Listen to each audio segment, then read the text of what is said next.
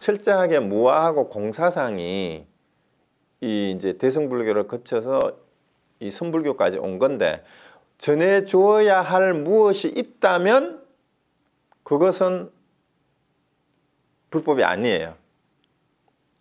왜냐하면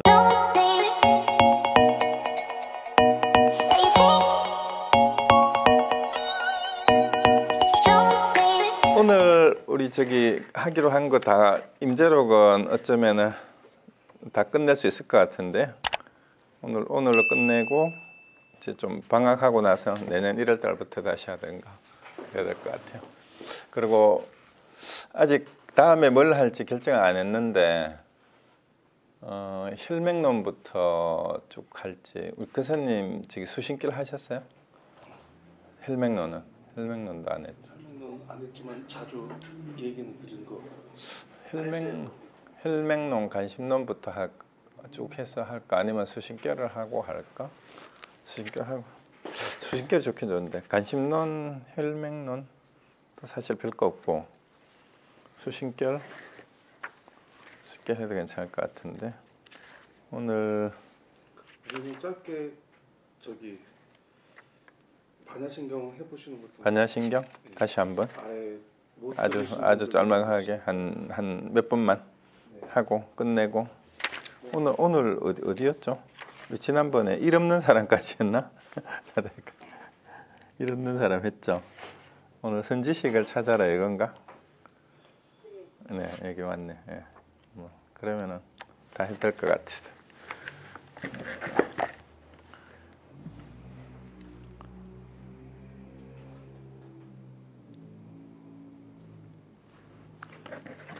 놓고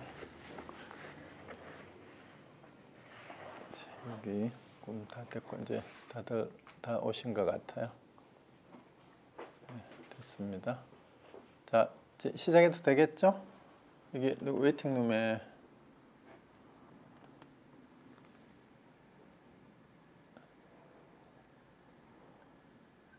됐고.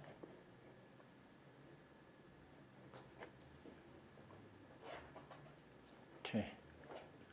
오늘은 특별히 뭐 다른 거 없으니까 됐습니다. 이렇게 하고, 네. 이렇게 화면이 지금 그걸 어떻게 이걸 꺼야 되나? 됐네. 네, 됐습니다. 끝났고, 네, 볼륨 괜찮습니까? 목소리 괜찮습니까? 네, 괜찮아요? 잘 들려요? 네, 오케이. 그럼 시작할게요. 그냥 하면 됩니까? 네. 네, 시작하겠습니다. 네, 안녕하세요. 네, 반갑습니다. 네, 일주일 동안 잘 지내셨어요? 오늘 우리 이제 임재록 상당 부분은 오늘 하면 아마 다 끝낼 수 있을 것 같은데요. 이제 오늘 1시간 좀 하고, 나중에 다음에 뭘 한번 또 같이 했으면 좋을지 한번 의견 있으면 말씀해 주시면 고맙겠습니다. 오늘 우리 교재 266쪽인데요. 제목이 58가 선지식을 찾아라입니다. 요 내용은 뭐 특별한 게 없습니다. 여기에는 이 스님들이요 해서 다시 이제 대덕이라고 큰 스님이라고 또 호칭을 해줍니다. 타성에 젖어 시간을 허비하면서 하루하루 날만 보내지 마라. 내가 과거에 아직 안목이 없을 때에는 도무지 캄캄하기만 하였다. 시간을 헛되이 보낼 수가 없었기에 속이 타고 마음이 바빠서 분주히 도를 찾아다녔는데, 뒷날 힘을 얻고 나서야 비로소 오늘 여러분과 더불어 이렇게 말하기에 이르렀다. 권하노니 여러 스님들이여, 옷과 밥을 위하여 살지 마라. 세상이 얼마나 쉽게 지나가 버리는지 보라. 선지식은 만나기 어려우니 우담바라의 꽃이 필 때에 한번 나타나는 것과 같다고 한 것이다. 했는데요. 자, 사실 우리가 타성에 젖어 시간을 허비한다라는 게 우리 공부하는 일만이 아닌 것 같아요. 일상생활에 세상 일을 하는데도 우리가 습관에 젖어서 하루하루를 그냥 그럭저럭 보내는 경우가 대부분인 것 같습니다. 그래서 이 시중에 나도는 인기 있는 자기계발서들 가운데에서도 한결같이 얘기하는 게 습관을 바꿔라. 작은 습관부터 바꾸기 시작하면 인생이 바뀐다. 그 습관을 바꾸면은 삶이 바뀌고 운명이 바뀔 수도 있다라는 얘기를 많이 하는데 우리 공부를 하는데도 마찬가지인 것 같습니다. 사실 대부분의 경우 타성에 젖어서 시간을 허비하고 하루 중에 우리가 사용할 수 있는 시간 가운데 80%의 시간과 에너지를 전혀 쓸데없거나 안 해도 되는 일에 대부분의 평균 사람들이 그 시간을 허비한답니다. 대부분의 사람들이.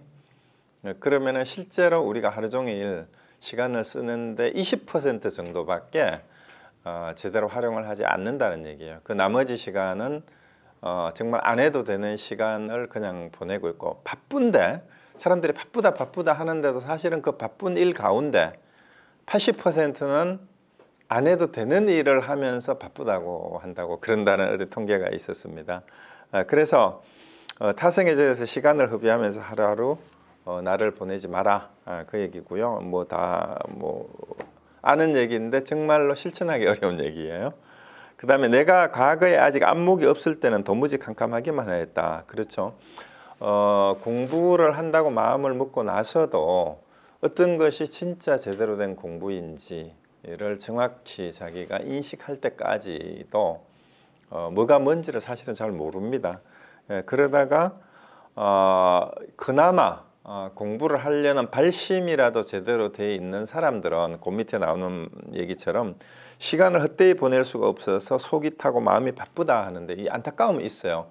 특히 그 출가 수행자라면 부모 형제를 버리고 세상의 모든 일을 다 버리고 오직 이제 해탈을 하려는 마음, 열반을 구하려는 마음, 그 다음에 깨달음을 얻고자 하는 그 마음 때문에 세상의 일을 다 버리고 이제 부모 형제도 버리고 출가를 했는데, 공부하는데 진전이 없다면, 발심이 된 사람이라면 정말 속이 타고 하루하루가 아까울 거예요. 그래서 옛날 그 스님들이 적어놓은 그 권선문이라 권학문 같은 데나 이 경선의 참선곡 같은 데도 그런 얘기가 나오죠.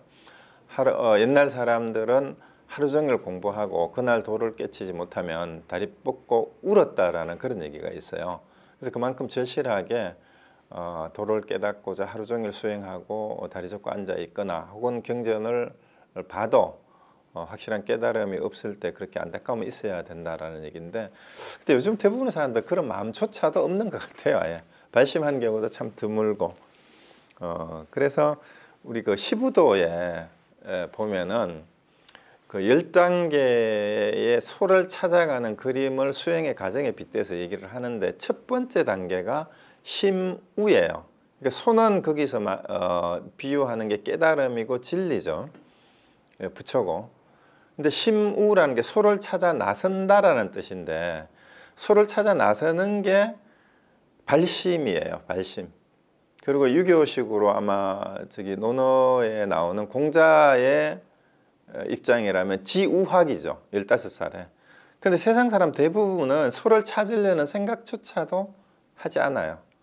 그리고 배우려는 뜻도 분명하게 목표를 세우지도 잘 하지 않습니다. 그런데 이제 목표를 세운 사람에게는 정말 하루하루가 속이 타는 거예요. 빨리 이제 소를 찾지 못하면, 그리고 빨리 천명을 알지 못하면, 빨리 깨달음을 얻지 못하면, 그러니까 시간을 헛되이 보낼 수가 없었기에 속이 타고 마음이 바쁘다라는 얘기는, 그래서 이제 추구하는 마음이 이제 생길 수가 있죠. 그런데 분주히 도를 그래서 찾아다닌다라는 말은, 그나마 발심이 되어 있는 사람은 열심히 도를 찾아서 스승을 찾고 그 다음에 어디 가면은 이 깨달음을 얻을 수 있을까 싶어서 조금 유명한 사람이 있다거나 그러면은 이제 분주히 찾아다닙니다. 근데 저는 개인적으로 저도 좀 그랬던 것 같아요. 20대는 제가 10대부터 굉장히 제 개인적인 삶에 어려움이 많았어요. 그러다 보니까 사는 게 뭔지, 제 사춘기 때 쓰는 그 일기장을 보면 매일 쓰는 일기장의 그 내용이 사는 게 뭘까, 이렇게 살아야 하는가, 어떻게 살아야 제대로 사는 건가, 이런 말들을 많이 썼던 것 같아요. 그리고 20대 때 이제 대학교 들어가서도 굉장히 방황을 많이 했어요. 그래서 출가도 할까 고민도 하다가 그때 당시에는 그 사회적으로도 어수선하고 그랬는데 제가 들을 수 있었던 그 소문에 진짜 좀 특별한 분이 계신다거나 뭐 이제 도사라고 소문이 난 사람 다 찾아다녔어요. 그때 당시에 큰 스님이라고 소문난 조실 스님들 대부분 다 찾아뵙고 심지어 여러 종교에 이상한데도 막 이제 기웃거리고 그랬죠. 그렇게 도를 찾아다녔어요. 이제 단전호흡 수련도 해보고 여기 도가 수행도 해보고 요가도 하고 그랬는데 여기서 뒷날 이제 임재 스님도 힘을 얻고 나서야 비로소 오늘 여러분과 더불어 이렇게 말하기 이르렀다 했는데 저는 그렇게 헤매고 다니다가 대학 다닐 때만 해도 계속 헤매기만 했어요. 그 대학원을 가서 우연히 그 전까지도 물론 이제 하회마을에 가서도 이제 도가 수행도 해보고 다른데 또 가서 스님들 따라서 이제 선방에 쫓아다니면서 출가한다고 이제 그러기도 했는데 이 해암 스님 제자분이 심은 선생님을 만나서 이 가나선을 하고 나서야 이 말이었고 이게 뒷날 힘을 얻고 나서야 비로소 오늘 여러분과 더불어 이렇게 말하기 이르렀다 임제가 이렇게 했는데 저도 가나선을 하고 나서 하두를 이제 유명하게 알려진 뭐 이목구 하두나 뜰앞에 잣나무나 이제 조주 무자 하두까지 그리고 뭐 백장영각이라든가 이제 그 지난 몇 주 전에 말씀드렸던 그 백장야호 같은 하두들을 이제 점검을 하고 타파를 하고 나니까 비로소 제가 하고 싶은 얘기를 이렇게 오늘 여러분들한테 이제 말씀드리듯이 좀 편하게 할 수 있게 된 것 같아요. 그래서 그게 정말 저한테는 굉장히 큰 힘이었어요. 그 하두를 특히 수미산 공안을 처음 타파하고 나서 석사과정 때 논리적으로 세상의 책을 보는데 막힘이 없게 되더라고요. 소위 말하는 물리가 트인다라는 게 이런 건가 하는 경험을 그때 처음 했습니다.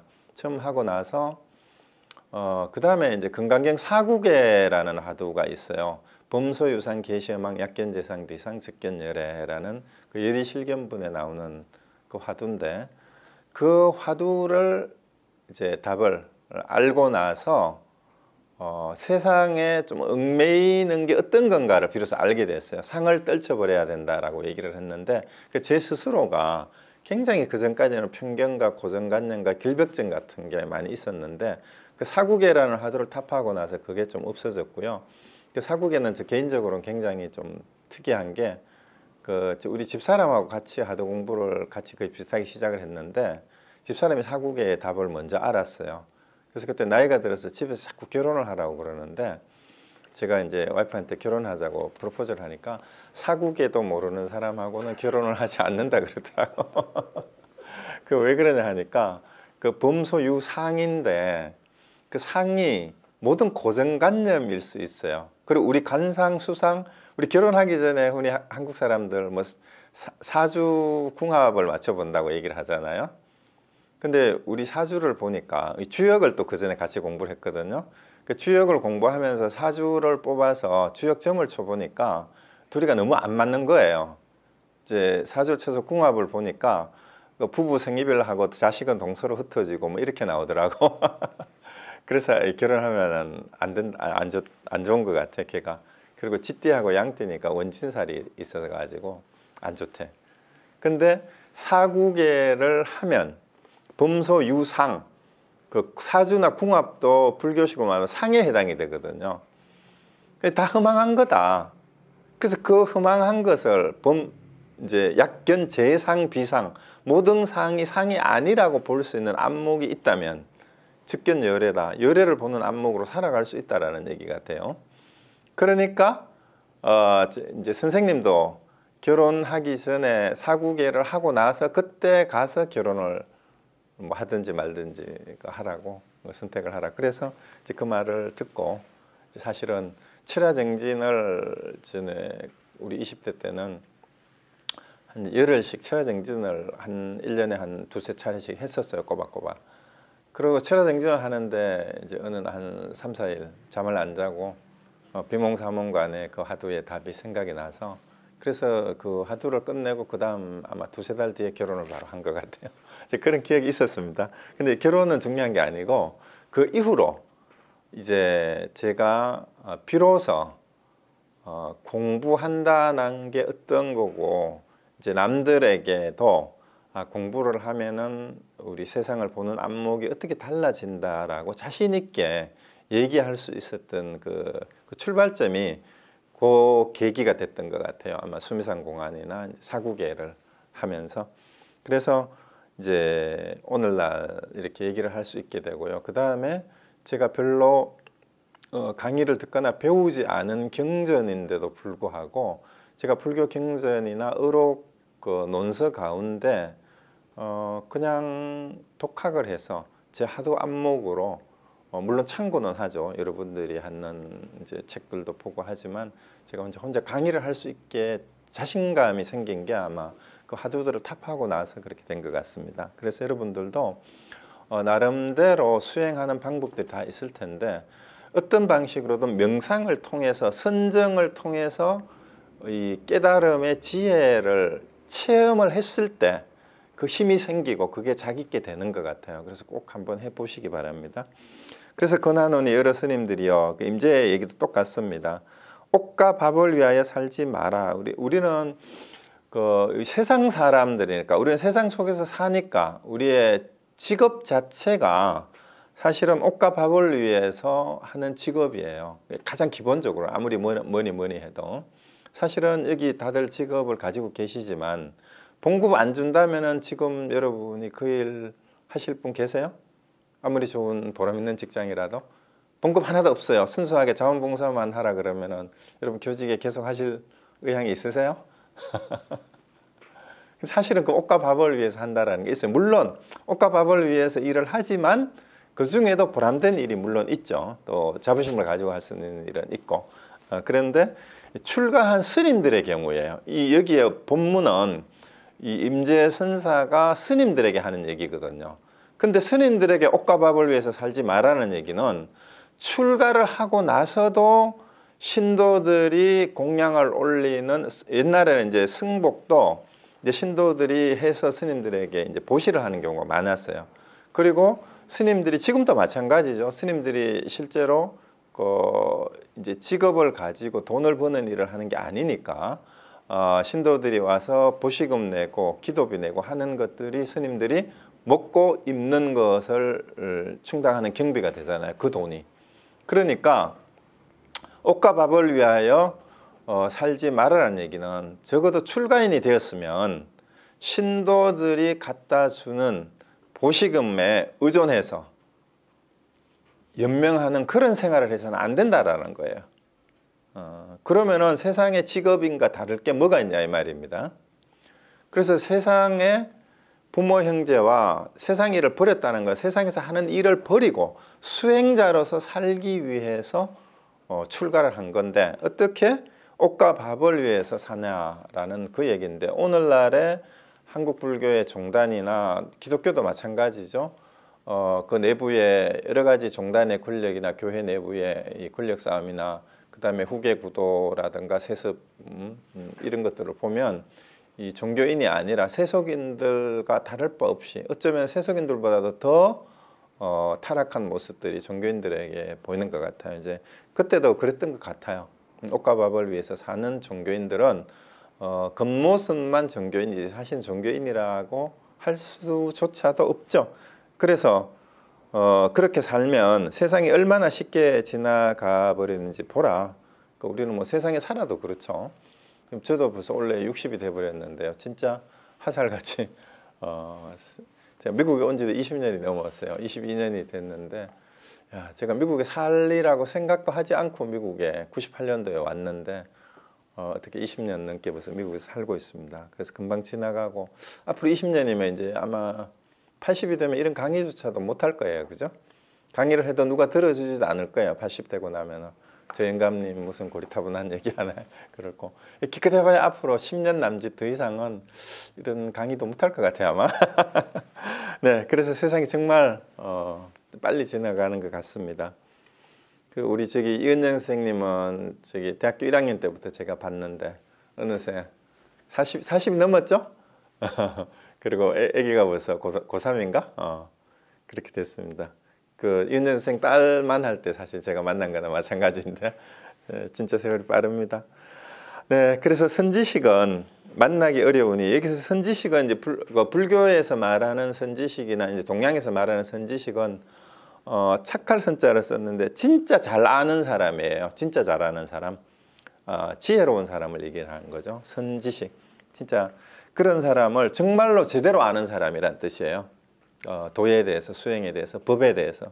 그러니까 우담바라 꽃이 필 때 한번 나타나는 것 같다. 이거는 이제 우리 중국하고 동양, 우리 한국에서는 우담바라 꽃이 마치 지금 전설의 꽃처럼 돼가지고 3000년 만에 한번 꽃이 핀다라고 그렇게 얘기를 하는데, 어느 이제 책이나 어느 스님이 얘기한 거 보니까 이게 잘못 오역이 되면서 과장된 거라고 그래요. 실제로 우담바라를 이렇게 번역을 하면서 중국하고 한국에는 없는 꽃인데, 그 인도에는 우담바라라는 꽃이 실제 있답니다. 그래서 코끼리가 이걸 뜯어먹는데요. 그런데 그게 이제 비유로 얘기를 했는데, 아마 이제 중국에서는 우담바라가 이제 전설의 꽃이고 실제로 그런 꽃이 아닌데, 그 가끔 신문이나 뉴스 같은데 보면은 어느 법당에 뭐 불상에서 뭐 불상머리에서 기에서 뭐 우담바라 꽃이 폈다 그러는데 그게 거짓말이라고 그러죠. 곰팡이가 싸게 난 거랍니다. 그런 거 아니에요. 그냥 이제 여기는 비유로 그만큼 이제 선지식을 만나기가 어렵다라는 그런 얘기예요. 제대로 공부하기가 힘들고 주변에 자칭 도사들은 참 많습니다. 그리고 어느 정도 된 분들은 있어요. 근데 정말로 제대로 정법을 아는 분들은 정말 만나기 힘들다라는 그런 얘기죠. 그래서 제대로 된 선지식을 찾아야 되고 또 그런 선지식을 만나는 것도 어쩌면은 진짜 큰 복이에요. 행운입니다. 그래서 저도 제 개인적으로 우리 해암 스님 문 중에 또 해암 스님을 뵙고 심무스님을 만나고 했는 게 저한테 큰 복이었던 것 같아요. 그래서 아마 그 20대 때 방황하고 다니면서 여러 큰 스님들 선지식을 제가 열심히 진짜 찾아다녔어요. 찾아다니다가 여러 스승들을 만나서 이제 단전호흡도 배우고 건강경도 배우고 주역도 배우고 또 그 외에 요가 스승도 만났었어요. 인도 분은. 그렇게 하다가 이제 가나선을 하는 우리 해암스님 문 중에 그 제자분을 만나서 이 가나선을 하고 나니까 정말로 이제 더 이상 방황하지 않고 공부길을 바로 알겠다라는 자신감이 생겨서 지금까지 그나마 이제 공부를 해오고 있습니다. 자, 그래서 여러분들도 정말 어떤 것이 진짜 바른 수행의 길인지 바른 공부인지를 꼭 이 비교하고 점검을 해서 확실하게 여러분들 확신을 가질 수 있어야 됩니다. 그래야 이제 15도에서 두 번째 이제 소를 찾아 나선다는 마음은 이제 여러분이 있는 거예요. 이제 공부를 하려는 마음을 낸 거니까.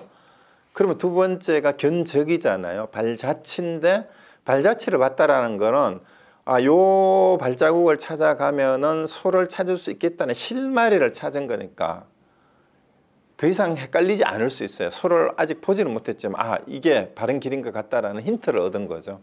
그리고 세 번째 멀리서나마 이제 소 뒷공문이라도 보게 되면 더 이상 옆길을 돌아보지 않게 됩니다. 적어도 이제 거기까지라도 여러분이 스스로 확인을 하셔야 돼요. 근데 발자국을 봤을 때 착각할 수가 있어요. 진짜 내가 찾는 우리 집 손지, 남의 집 손지, 다른 짐승 발자국인지 또 그때도 잘 몰라요. 그리고 뒷공무니만 봐서도 또 잘 모릅니다. 그래서 네 번째 가가지고 소를 잡아서 확실히 내가 찾던 그 소다 하는 걸 두고까지는 가야 됩니다. 그래야 그 다음 공부는 그 다음에 얘기를 해야 돼요. 자, 그 다음에 이제 넘어갑시다. 268페이지. 오로지 행할 뿐이라고 얘기해놨는데요. 제목을 한번 봅시다. 자, 그대들은 곳곳에서 임재 늙은이가 여기에 있다는 소문을 듣고 찾아와서는 곧바로 어려운 질문을 하여 나의 말문을 막으려고 한다. 자, 이거는 어디 좀 이제 등 높으신 스님이 또 큰 스님이 있다, 소문이 난 스님이 있으면 한국 사람들도 그렇죠. 사람들이 엄청 찾아가요. 그러니까 성철 스님 살아계실 때는 오죽하면 3000배를 해야 만나준다라고 할 정도로 이 사람들 안 만나줬냐 하면 만약에 성철 스님이 그 찾아오는 사람을 다 만나줬으면 성철 스님 수행도 못했을 거예요. 하루 종일 손님 치다가 볼일 다 봤을 거예요. 그러니까 종정 스님이 되고 나니까 뭐 유명하다 그러니까 다들 찾아오는 거죠. 그러니까 안 만나주고 3,000배 하는 사람만 만나주니까 3,000배 할 자신이 없으면은 이제 스님을 못 만나는 거죠.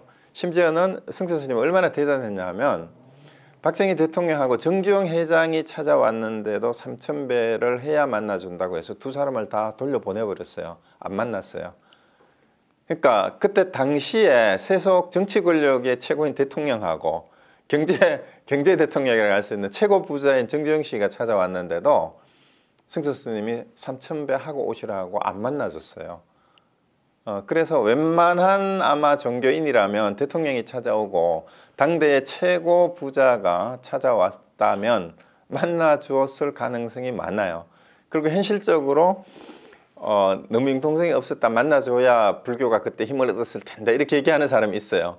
만약에 대통령 만나주고 대통령한테 어떤 가마를 줘가지고 그걸 했다거나, 아니면 이제 정주영 회장 만나줘가지고 정주영 회장이 크게 보시를 하면 더 크게 뭘 했을지도 모른다고 생각하는데, 근데 아닌 것 같아요.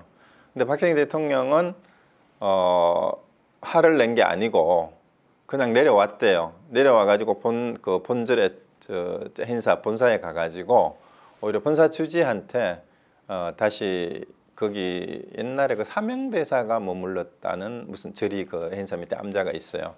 그래서 거기를 가보고 싶다고 거기를 이제 안내를 하니까 거기 암자가 좀 오래돼서 법당이 쇠락해가지고 기울어졌는가 봐요. 그래서 저 법당을 새로 지어주겠다라고 해서 아마 박 대통령이 그 법당을 새로 지어주기로 약속을 하고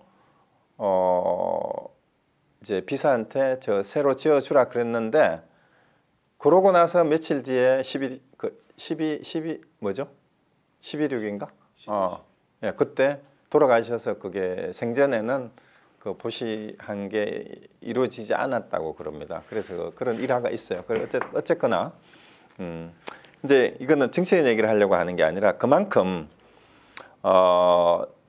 좀 소문난 사람이 있으면은 꼭 도를 찾기 위해서 오는 게 아니라 세상 사람들이 많이 찾아오는데, 이제 임재 스님한테도 소문이 나니까 많은 학인들이 찾아와서 뭘 하려고 하는가 하면은, 이제 선종에는 그런 게 있어요. 깨달은 큰 스님이나 조실 스님이나 방장 스님을 찾아가서 이제 법거량이라고 하죠. 질문을 해가지고 거기서 답을 얻고, 그 다음에 질문을 하는 가운데 어떤 꾸짖음이나 한 말씀을 듣고 깨달았다라는 얘기가 전설처럼 내려와요. 은하에 깨달았다. 이제 어떤 것이 불법의 대입니까? 이러니까 말은 똥막대기니라. 이 말에 깨달았다. 이런 얘기들을 이제 흔히 들었을 텐데, 이제 그런 아니면은 찾아가 가지고 이제 주장자로 이제 그 덕산 스님 같은 경우는 찾아와서 누가 묻기만 하면은 주장자를 들어서 머리통을 30방을 내리쳤다 그러죠. 그리고 임재 스님은 찾아오면은 바로 이 임재예요. 찾아오면은 질문을 하면은 악 하고 화를 했대요. 그런데 그 30방을 얻어맞고 깨달은 사람도 있고 악하고 외치는데 깨달은 사람도 있다 그러죠. 그러니까 큰 스님이라고 소문이 나면 많은 사람들이 모험을 하듯이 도전을 해요. 찾아가 가지고 한마디 해서 어떻게든 한마디 듣고 그때 깨닫는 계기가 되지 않을까라는 기대를 하고 찾아가는 수행자들이 상당히 많은 것 같습니다. 그래서 이제 그런 얘기를 하는 것 같아요. 그래서 하긴 소문을 듣고 찾아와서 곧바로 어려운 질문을 하여 나의 말문을 막으려고 한다. 그래서 임재 스님이 대답을 못하면 자기가 마치 이긴 것처럼 임재하고 겨루어가지고 꼭 저게 무협지 보면 어느 정도 자기가 이제 그 수련을 하고 나면은 그 어디로 나간다 그래요? 하산을 해가지고 강호, 그렇죠. 강호로 나아가서 강호의 고수들을 만나서 겨뤄봅니다. 이제 그런 마음들이 있는 것 같아요, 아마. 그래서 이제 선사들은 그래서 좀 유명한 조실이나 방장이 있으면 찾아가가지고 겨루어보겠다라는 그런 마음이 있는 것 같아요. 그래서 어려운 질문을 해가지고 말문을 막으면은 내가 무슨 질문을 했는데 임재가 내 말에 대답도 못했다. 이제 가가지고 어디 가서 이제 자랑하는 거죠. 그러면 이긴 것처럼 그런 얘기 하는 것 같아요. 그러나 이제 근데 임재가 하는 얘기 보세요. 내가 오로지 행위만 할 뿐이면 학인들은 눈만 멀뚱히 뜨고 입은 전혀 움직이지 못하고 얼이 빠져 나에게 어떻게 답해야 할지 모른다는데, 여기서 번역을 내가 행위만 할 뿐이라고 번역했는데 원문이 뭐냐 하면은요, 전체 작용이에요. 전체 작용. 근데 이거를 그 269페이지 한문 제일 위에 줄에 제일 끝 부분이에요. 피산성 전체 작용이라고 했는데 요거를 오로지 행위만 할 뿐이라고 하면은 뭔가 좀 잘 안 드러나는 것 같아요. 그냥 한자로 전체 작용 그대로라고 이해를 해도 되는데 제 생각에는 전체를 우리말로 보면 그냥 온몸이란 뜻이잖아요. 내가 온몸으로 어떤 지어서 행하면, 그러니까 뭘 하든지 이 말이에요. 임재가 자기가 내 온몸을 가지고 어떤 것을 지어서 이렇게 쓰면 이 말이죠. 작용. 그러니까 이제 여러 학인들이 찾아와 가지고 시비를 걸면서 질문을 할 때 내가 온몸을 써서 뭘 이렇게 보여주면 이 말이에요. 때에 따라 다 다르죠. 때 어떨 때는 할을 하기도 하고 어떨 때는 주장자를 심지어는 주장자를 때리기도 하지만 그냥 들어 보이기만 해요. 손가락을 들어 보이기도 하기도 하고 말을 하기도 하고 아니면 주먹을 이렇게 들어서 보이기도 하고, 그러니까 온몸으로 내가 이렇게 작용을 하면 어떤 식으로든 그러면 무슨 말인지 모른다는 얘기예요. 그러니까 찾아와서 어떤 질문을 하든지 질문을 할 때마다 그때 내가 전체적으로 내가 이 작용을 해서 뭘 대응을 한다라는 거죠. 대응을 해서 내가 온몸으로서 뭘 보여주면 이제 찾아와서 질문을 해놓고는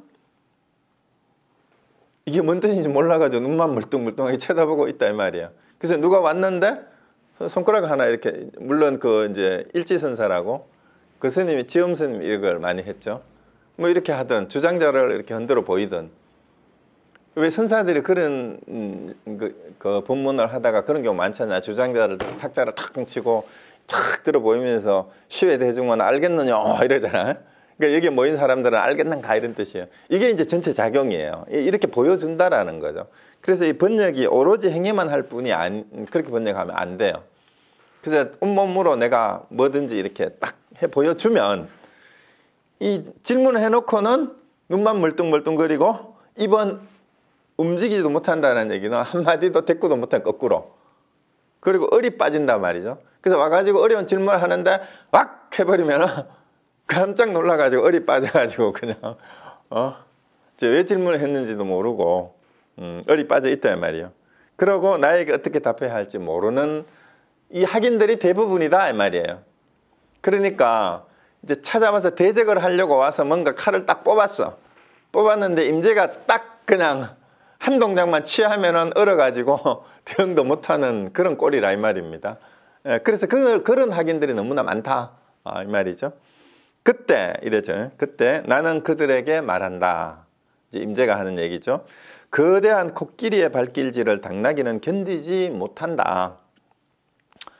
그러니까 여기서 누구예요? 자기가 코끼리고 찾아오는 학인들이 당나귀란 뜻이에요. 그러니까 와가지고 어려운 질문, 나한테 질문을 하지만 자기가 온몸으로 하는 게 코끼리 발길질하고 같다는 거죠. 그 당나귀 새끼가 와가지고 코끼리 발길질을 어떻게 당해내겠냐 이 말이에요. 그래서 질문을 하는데 하면은 이게 뭔 뜻인지도 모르고 얼이 빠져가지고 그냥 벙벙해진다 이 말입니다. 그래서 그대들은 여러 곳에서 당당히 자랑하며 말하기를 나는 선을 알고 도를 안다고들 하지만 두 사람이건 세 사람이건 여기에 와서는 어찌할 바를 모른다. 그래서 많은 사람들이 다른 데에서 자칭 내가 수행을 몇 년을 했네, 내가 어디서 뭘 했고, 내가 금강경을 몇 번을 읽었고 함경하고 내가 부파경도 다 받고, 그 다음에 어느 선방에 가가지고 뭐 한국에는 봉암사 선방에서 내가 하루에 15시간씩 수행하는 데를 내가 몇 철을 놨고, 해인사에서 몇 철을 놨고, 뭐 어느 선을 모시고 몇 철을 놨고 이러고 떠벌리고 돌아다니는 사람들 많아요 지금도. 근데 그 참선도 해봤고 도도 안다고 하지만 여기 와가지고 내가 온몸으로 주장자를 한번 들어보이든 할을 한번 하든지 그러면 어찌할 바를 모르고 찍소리 입도 하나 벌리지 못하고 전부 다 바보처럼 벙어리가 된다 이 말이에요. 그러니까 사자 없는데 여우가 왕노릇 하듯이 이제 여우 새끼들이라는 얘기. 앞에서도 여우짓 하지 말라는 얘기가 나왔잖아, 그죠? 그래서 사자 없는 데에서 여우 새끼가 왕노릇 하듯이 잔챙이들 앞에 가가지고 잘 모르는 신도들 앞에 혹은 초보들 앞에 내가 출가한 지 몇 년인데 선방회를 뭐 몇 년이나 다녔고 이러면서 아는 척 떠벌리는 인간들도 내 앞에 와서 정말로 한마디 일러보라. 악! 하고 이게 무슨 뜻이냐? 이렇게 한마디 일러보라면 전부 다 얼이 빠져가지고 대답도 못한다 이 말입니다. 그러니 참 가련하다 이 말이에요. 가련하구나.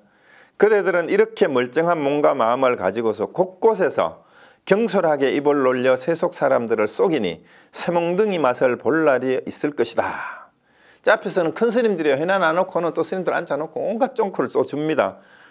그렇게 멀쩡하게 그 몸과 마음은 멀쩡하다는 멀쩡한 몸으로 이 말은 승복은 잘 빼고 머리를 깎고는 폼은 잡고 앉아가지고 이 말입니다.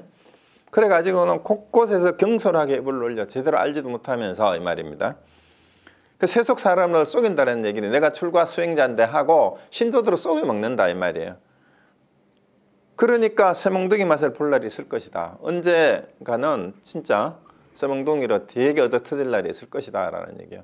그렇게 사기치고 제대로 알지도 못하면서 떠벌리고 다니면서 뭘 해요? 앞에서 얘기한 것처럼 옷하고 밥을 벌러 다니는 거예요. 옷하고 밥을 버는 거죠. 그렇게 떠벌리면서 옷하고 밥을 벌다가는 언젠가 임자를 만나면 쇠몽둥이로 얻어 터질 날이 철퇴를 맞을 날이 있을 것이다 이 말입니다. 그래서 그대들은 출가한 사람이 아니라 모두 아수라의 세계에 들어간 자들이다 아니고 이거 이렇게 하면 안 돼요. 아수라의 세계에 들어갈 것이다 이렇게 해야 됩니다. 비출가아 진향 아수라 개섭 이 말이죠. 그렇게 아는 척하고 돌아다니다가는 전부 아수라 세계에 들어갈 것이다. 이 말은 뭐냐면 우리가 육도윤회한다 그러잖아요. 죽어서 지옥 갈 거다 그 얘기 하잖아요. 그런 식으로 나쁜 짓 하다가 너 죽어서 무관지옥에 떨어질 거다 이 말하고 똑같은 거예요. 그럼 여기는 왜 아수라로 간다 그랬어요? 아수라는 뭐라 그랬죠? 싸움신이라 그러죠. 싸우기를 좋아하는 귀신들이 아수라예요. 그러니까 잘난 척하고 어디 가가지고 뭐 질문을 해가지고 말문을 막으려고 덤볐다가 거기서는 정작 한마디도 끽소리 못하고 입도 못 벌리는데 다른 신도들 앞에 가가지고는 경솔하게 입을 놀려가지고 아는 척하고 돈의 선인이 뭐 불법이 어떠냐 이리 떠들다가는 이 아는 척하는 놈들이니까 아수라라고 표현한 거예요. 그런 식으로 떠벌리고 다니다가는 죽어서 너 아수라가 될 거다 이 말입니다. 그러니까 아수라의 세계에 들어간 자들이 아니고 아수라가 될 것이다. 근데 이제 물론 현재 진행형으로 해석하면 미래형으로 하면 아수라 세계에 될 것이다. 한데 그러면은 여러분 모두가 지금 아수라 세계에 들어간 자들이다 이렇게 해서 되긴 돼요. 여러분 지금 바로 그렇게 할 그때가 바로 아수라의 세계에 들어가 있는 놈들이다. 너희들이 바로 아수라다 이렇게 얘기하는 거죠. 예, 그렇게 얘기하는 거예요. 그래서 쓸데없이 떠벌리지 말아라 이 말이에요. 제대로 알지 못했거든. 그럴 시간 있거든 다리 접고 앉아서 참선하고 하도라도 하나 제대로 들고 참고하라라는 그 이제 호통이에요. 그래서 임재가 얼마나 저게 없죠. 그냥 직설적으로 그냥 내질러 버립니다. 그래서 애둘러서 말하지 않고 스님들이요 해놓고는 제대로 알지 못했거든 함부로 세속인들을 만나서 잘 알지 못하는 초신자들을 만나서 아는 척하지 마라 그 얘기입니다. 자, 그래서 어떻게 해야 되냐? 270페이지로 이제 바로 연결되는 문장이에요. 사실 이 제목은 인위적으로 붙인 거예요. 그러니까 이렇게 도를 안다고 떠벌리지 말고 그 다음 페이지로 넘어가 보면 270쪽에 원도내 가르침 했는데 지극한 도는 논쟁하여 구하는 것도 아니고 바른 말을 크게 외쳐서 외도로 끊는 것도 아니다라는 거예요. 그래서 말로 아는 척하고 논쟁을 한다고 되는 것도 아니고 바른 말을 크게 외쳐서 그런다고 해서 외도를 끊는 것도 아니다라는 거예요. 그래 우리 불교계 내에도 옛날부터 이제 논쟁이 많았죠. 특히 이제 부처님 당시에서부터 이미 부처님 제자 중에 마른가푸타는 이제 사람이 죽으면 육체와 동시에 정신도 같이 죽습니까? 아니면은 영혼은 살아남습니까? 뭐 이런 열 몇 가지 질문을 해댔잖아요. 그런 논쟁에 부처님 대답을 안 해요. 그 다음에 부파불교에 많은 논쟁들이 있었잖아요. 그 다음에 뭐 이제 중간학파하고 또 부파불교하고 유식파하고 또 논쟁이 있었고요. 중간학파 안에서도 뭐 기류 논중파니 뭐 무슨 뭐 죄기 논증판이 이렇게 해가지고 또 막 이렇게 논쟁이 있고, 그 다음에 그 우리 중국하고 한국에 와서는 돈존 논쟁이라고 최근에까지도 지금도 아직 뭐 하는 사람들이 있어요. 그 다음에 윤회에 대해서 뭐 무아인데 누가 윤회하느냐 하고 아직까지도 그걸 박사학위 논문 주제로 잡아가지고 통과하고 있는데, 사실 알고 보면 전부 다 잘못된 논쟁들이에요. 그런 게, 그런 논쟁들이 끝이 없는데, 그런 논쟁을 하거나 또 바른 말을 이제 외친다고 이 지적질이죠. 지적질 한다고 외도가 거기에 꺾이는 거 아니에요. 오히려 더 강화가 돼요. 상대방들은 더 뭐라고 하면은 거기에 더 대응하는 논리를 개발해가지고 자꾸 싸움만 일으킬 뿐이죠. 그 다음에 또 나아가 조사와 부처가 서로 법을 전해주는 데에도 무슨 별다른 뜻은 없다. 여기는 이제 사자상승이라 그러죠. 상승, 서로 전한다 이 말이에요. 법을은 여기는 이제 그냥 요거를 의역을 하면서 집어넣은 건데, 부처와 조사와 부처가 서로 전하는 데에도 이 말입니다. 서로 전하는 데에도 무슨 별다른 뜻은 없다. 뭘 전하느냐? 법을 전했다 그러는데, 뭐 혹은 마음을 전했다라고 얘기하는데, 조사는 무슨 뜻이냐 하면 경전에 기록된 건 말고 부처님이 면전에서 대응해서 직접 전해준, 부처님의 마음의 뜻을 직접 전해받아서 몸소 전해주는 스승을 조사라고 그래요. 그래서 이제 부처와 조사가 전하여 이렇게까지 내려온 이 말이죠. 거기에도 무슨 별다른 뜻이 있는 줄 아는데 거기에도 별 게 없다라는 거예요. 왜 별다른 뜻이 없느냐 하면은 철저하게 무아하고 공사상이 이 이제 대승불교를 거쳐서 이 선불교까지 온 건데, 전해 주어야 할 무엇이 있다면 그것은 불법이 아니에요. 왜냐하면 이 반야신경에도 무지영무득이라 했잖아요. 알아야 지혜라고 할 것도 없고 얻어야 할 것도 없어요. 애초에 얻어야 할 것도 없다라는 얘기는 깨달을 게 원래 없어요. 얻을 게 없는데 전할 게 있다라는 게 말이 안 됩니다. 전해줄 게 원래 없어요. 그래서 뭘 전했다라고 한다면 뭐예요? 그거는 가짜예요.